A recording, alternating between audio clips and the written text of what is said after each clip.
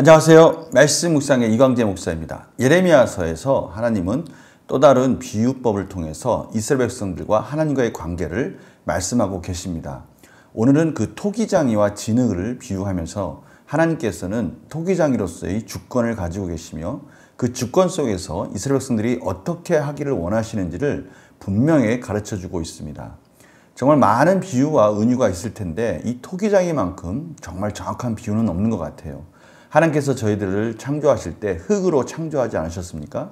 어떻게 보면 하나님은 토기장이가 되시는 것이죠. 물론 이 인간적인 토기장이와 진흙과의 관계와 하나님과의 우리의 관계는 참으로 그 간격을 비교하기조차 참 부끄럽지만 우리가 인간이 이해할 수 있는 언어로 하나님께서 다시 한번 이스라엘 백성들에게 말씀하고 계십니다. 이 말씀은 또 저희들에게도 동일하게 하시는 말씀인데요. 오늘 말씀을 통해서 또 하나님께서 저희들에게 깨닫기 원하시는 뜻이 무엇인지를 같이 나누어 보도록 하겠습니다. 제가 기도하고 시작하겠습니다. 하나님 아버지 감사합니다. 오늘도 하나님께서 귀한 말씀을 주십니다. 저희들이 이 말씀 잘 깨달을 수 있도록 성령님 조명하여 주시옵소서.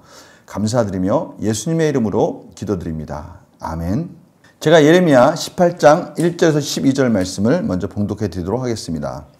여호와께서 예레미야에게 임한 말씀에 이르시되 너는 일어나 토기장의 집으로 내려가라. 내가 거기에서 내 말을 내게 들려주리라 하시기로 내가 토기장의 집으로 내려가서 본즉 그가 농로로 일을 하는데 진흙으로 만든 그릇이 토기장의 손에서 터짐에 그가 그것으로 자기 의견에 좋은 대로 다른 그릇을 만들더라. 그때 여호와의 말씀이 내게 임하니라. 이르시되 여호와의 말씀이니라. 이스라엘 족속아 이 토기장이가 하는 것 같이 내가 능히 너희에게 행하지 못하겠느냐. 이스라엘 족속아 진흙이 토기장이의 손에 있음같이 너희가 내 손에 있느니라. 내가 어느 민족이나 국가를 뽑거나 부수거나 멸하려 할 때에 만일 내가 말한 그 민족이 그의 악에서 돌이키면 내가 그에게 내리기로 생각했던 재앙에 대하여 뜻을 돌이키겠고 내가 어느 민족이나 국가를 건설하거나 심으려 할 때에 만일 그들이 나 보기에 악한 것을 행하여 내 목소리를 청종하지 아니하면 내가 그에게 유익하게 하리라고 한 복에 대하여 뜻을 돌이키리라.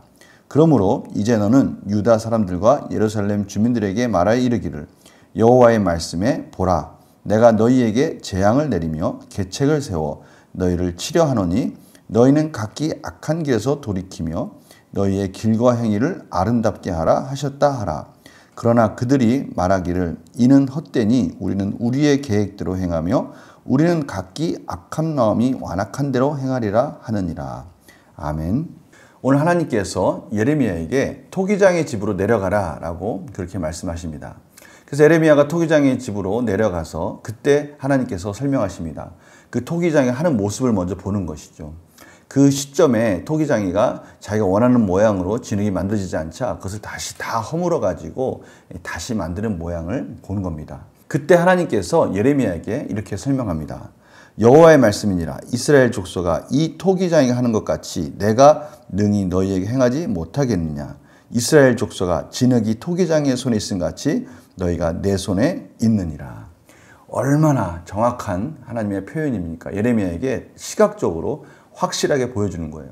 토기장이가 진흙으로 막 다시 허물고 다시 새 그릇을 만드는 장면을 통해서 하나님의 주권이 무엇인지 하나님께서 이스라엘 민족에 대해서 어떻게 행하실 수 있는지에 대해서 보여주면서 하나님께서 그 말씀을 이스라엘 백성들에게 전하라고 하는 것이죠.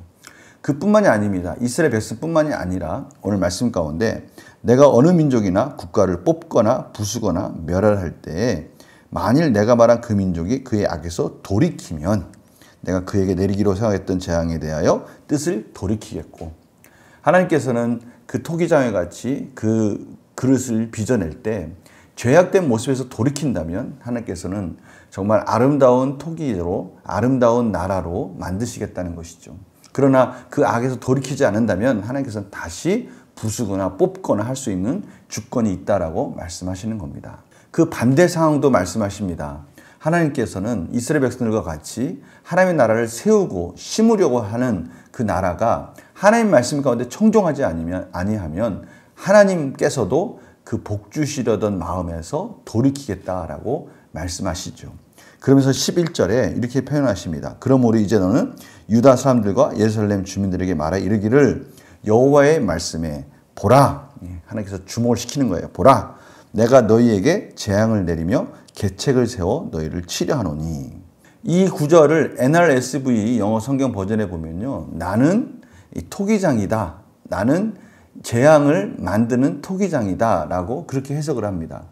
그리고 그 말이 일리가 있습니다. 이 토기장에서 나온 같은 어원에서 그것을 그렇게 번역을 한 겁니다. 그러한 표현은 참 적절한 표현입니다. 토기장이가 이 토기를 흙으로 만들듯이 하나님은 이 세상 모든 만물들을 하나님의 주권 가운데 그 모든 형태와 내용들을 만드시는 분이라는 것을 비유적으로 한 문맥상에서 가지고 온 표현입니다. 정확한 표현이죠. 하나님께서 하나님의 말씀 가운데 그 뜻을 돌이키지 않은 그 민족에게는 재앙을 만드시겠다는 거예요. 토기장에 같이 재앙의 그릇을 만들겠다는 겁니다. 그러나 반대로 악한 길에서 돌이키면 하나님께서는 그 민족을 아름답게 빚으시겠다는 겁니다. 이 표현이 정말 얼마나 아름답습니까? 하나님께서 우리를 빚으시는 거예요. 우리를 지금도 창조하고 계시는 겁니다. 하나님 뜻 가운데 순종한다면 정말 아름다운 토기로 아름다운 모양으로 저희들을 만들어 가시는 것이고요. 불순종한다면 하나님께서는 재앙을 통해서 그들을 심판하시겠다라고 재앙을 만드시는 그런 토기장이가 되시겠다고 말씀하시는 겁니다. 오늘 이러한 말씀이 선포됐을 때 이스라엘 백성들은 이러한 하나님의 표현 속에서 순종하고 돌이키었으면 참 좋겠는데 오늘 그들의 완고한 표현이 12절에 이렇게 나와 있습니다. 그러나 그들이 말하기를 이는 헛되니 우리는 우리의 계획대로 행하며 우리는 각기 악한 마음이 완악한 대로 행하리라 하느니라. 그 완악한 마음에서 돌이키지 않는 거예요. 마치 자신이 인생을 만드는 토기장의 역할을 한다는 겁니다. 오늘 이 말씀을 통해서 저희들은 하나님 손에 붙들려 있을 때가 가장 아름다운 토기가 된다는 사실을 저희들은 잊지 말아야 될 거예요. 이 말씀을 저희들에게 오늘 메시지 속에서 말씀하고 계시는 것이죠. 문제를 통해서 다시 한번 확인해 보겠습니다. 하나님께서는 하나님과 유다 백성의 관계를 무엇에 비유합니까? 6절 말씀 가운데 하나님께서는 토기장이를 통해서 토기장이와 진흙의 관계를 하나님과 이스라엘 백성의 관계로 지금 비유하고 계십니다. 두 번째 문제 볼까요? 유다 백성을 향한 하나님의 계획은 무엇입니까? 하나님께서 11절 말씀 가운데 내가 재앙을 빚는 토기장이가 되리라. 어떻게 하면요? 하나님 말씀 가운데 순종하지 않을 때. 그러나 하나님 말씀 가운데 순종할 때는 너의 길과 행위를 내가 아름답게 하리라. 하나님께서 우리를 아름답게 빚어주시겠다고 말씀하시는 것이죠. 연구와 묵상 질문 보겠습니다. 하나님께서는 왜 자신과 유다 백성의 관계를 토기장이와 진흙으로 비유하십니까? 오늘 하나님께서는 이 토기장을 통해서 말씀하고자 하는 핵심은 딱 하나입니다. 이스라엘 백성들의 주권, 이스라엘 백성들의 삶과 그들의 길과 행위는 하나님 손안에 있다는 것이죠. 그들이 하나님 손안에 있는 한 하나님 뜻과 행위의 목적을 이루어갈 때 그 토기는 아름답게 빚어질 것이지만 그러한 것들이 하나님 뜻에 어긋나면 토기장이가 그것을 다시 허물듯이 이스라엘 백성들은 허물어질 것이다 라고 말씀하시는 것이죠. 경고의 메시지를 토기장이의 비유를 통해서 지금 말씀하고 계시는 것입니다. 느낀 점 볼까요? 하나님의 계획을 따르는 자에게 복을 주신다는 말씀에서 무엇을 느낍니까? 하나님 손에 있다는 것은 우리가 토기장이신 하나님 손에 있는 진흙이라면 당연히 하나님의 뜻에 맞게 빚어질 때 가장 아름다운 그릇이 되겠구나라는 것을 다시 한번 깨닫게 됩니다. 그럼에도 불구하고 우리는 자꾸 토기장이가 그 진흙을 볼 때 자꾸 그 진흙이 터지는 것처럼 우리 삶 속에서 이 고집 때문에 교만 때문에 이 흙이 터지는 모습같이 우리의 삶이 자꾸 터지고 있지는 않는가 그러한 또 반성의 시간을 갖게 되었습니다. 정말 이 소중한 말씀 우리가 어떻게 적용해야 될까요? 결단과 적용 문제 보겠습니다. 내가 토기장이신 하나님의 손에 들린 진흙이라는 사실을 잊고 내 마음대로 산 적이 있다면 언제입니까? 내 계획이 아닌 하나님의 뜻대로 살기 위해 결단해야 할 것은 무엇입니까?